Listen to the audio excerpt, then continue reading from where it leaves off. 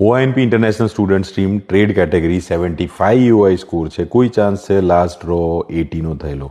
So see just try to understand there is possibility that draw નીચે જઈ શકે છે, બિકોઝ OINPની બ્યુટી એ છે કે લાસ્ટ 2 years પહેલાં જેણે સ્ટડી કર્યું હોય આજે કદાચ એલિજિબલ નથી.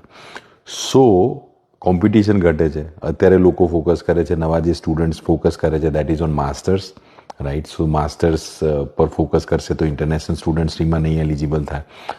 સો જો IRCC ડ્રો કરે છે 80ના ઉપરના તો બધા ગયા, હવે નવો ડ્રો થશે. જો ફ્રિકવન્ટલી થશે, કોટા બી આ વર્ષે વધ્યો છે, 14,000 જેવો કોટા છે. સો જો ફ્રિકવન્ટલી ડ્રો થશે દેર ઇઝ સ્ટ્રોંગ પોસિબિલિટી કે એમાં ઇન્વિટેશન આવી શકે.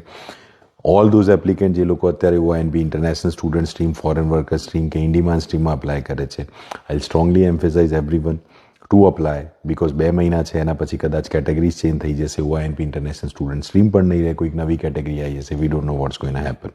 It's all together a new surprise which is going to come up after May.